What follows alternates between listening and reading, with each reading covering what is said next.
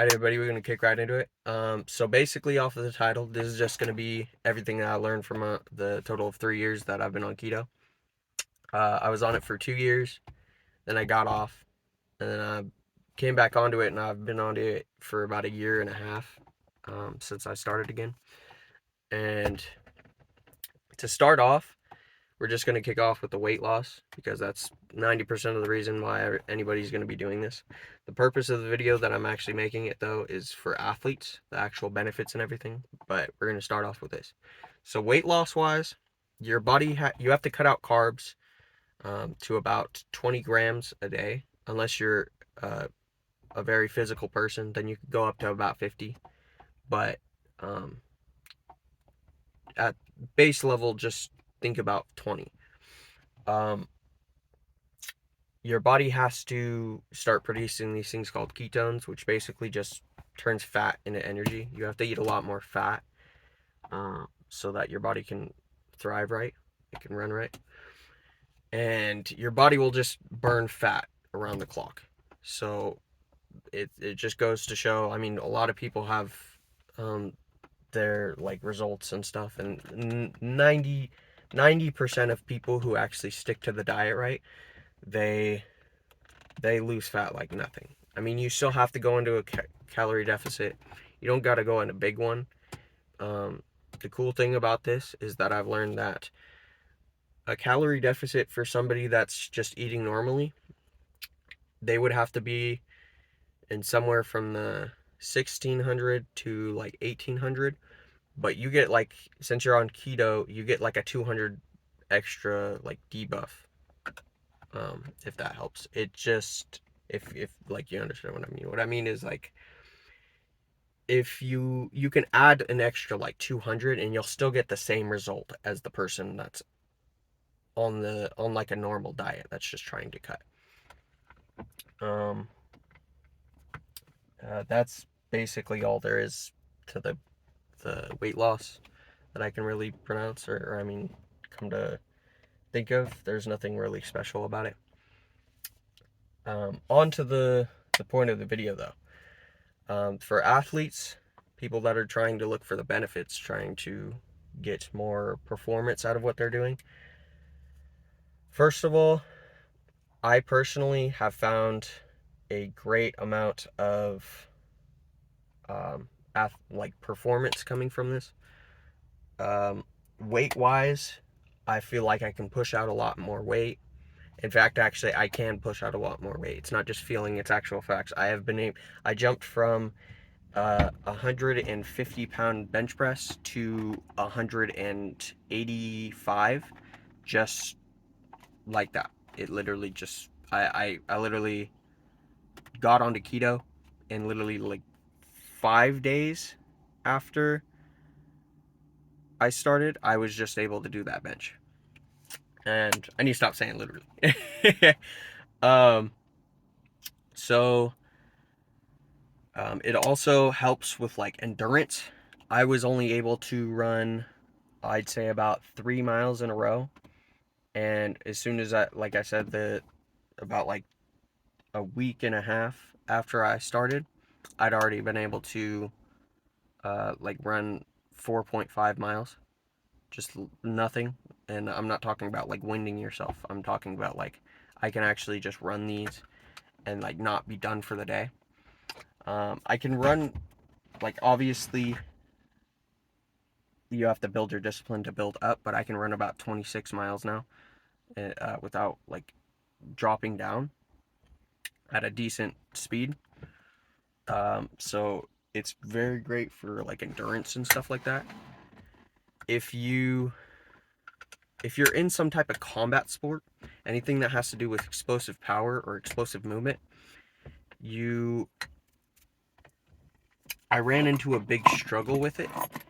It's like I'm really into boxing. Anything that does with physical combat, but I mean, it's anything that has to do with explosive power. Your body needs, like, kind of like a car, it needs time to warm up in order to work in its peak performance. And I know that's usually how it is in general. But the thing is about this is that your muscles actually have to be able to get into the state where they can absorb the fats as energy better. So carbs um, are like the easiest thing for your body to absorb as into energy, and um, it pushes out the energy a lot faster. So you could go from, like, say you just start to go to a gym and you don't warm up, you'll be able to push out a lot more from the beginning.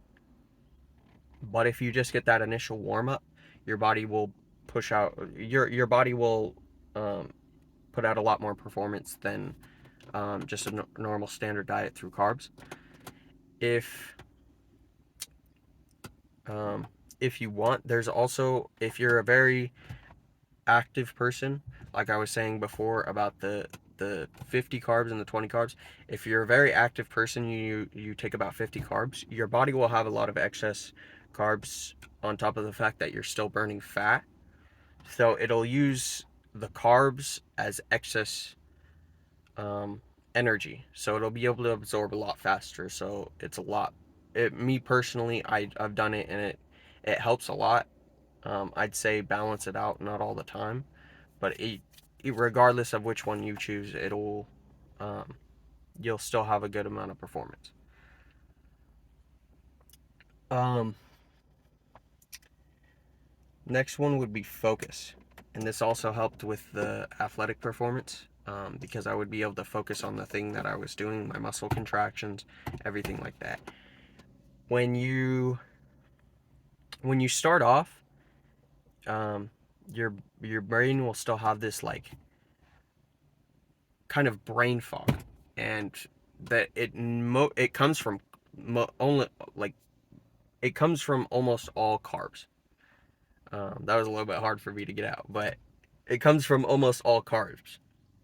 So once you take that out, your brain flow the blood flow is coming from a constant of ketones, which your body actually produces. It's not like a foreign substance that it is bringing in as nutrition.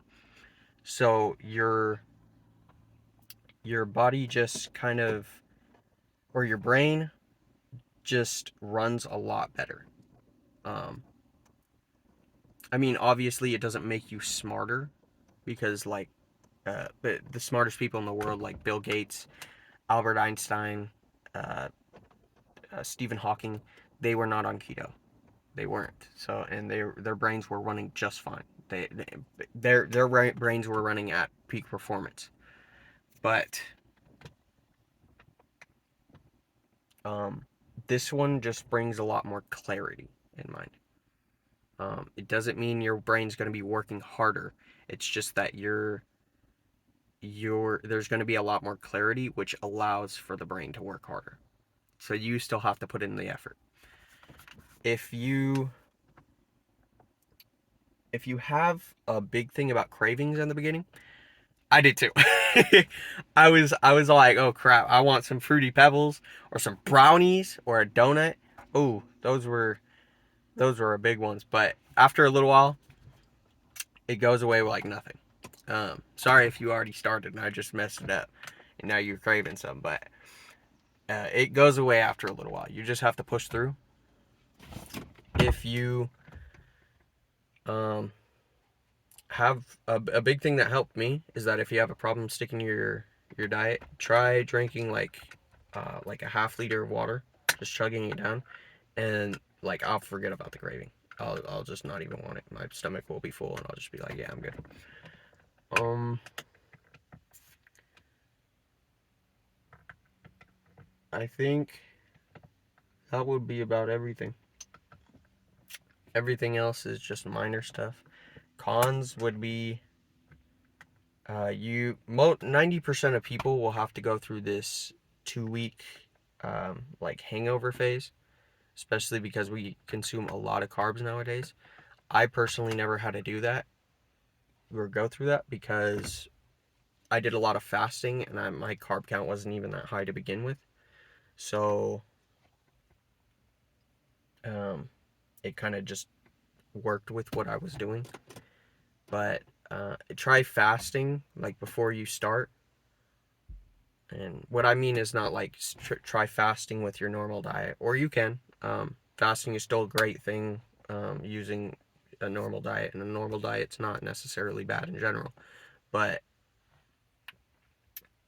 if you try like fasting the day before you start, and you fast and your body's in a fasted state, and then you're starting keto, so you're basically just eating meat, fats, and all that, no carbs, your body will be like, oh, okay, I was already doing this before, so it should be a big help, but you might still feel it a lot.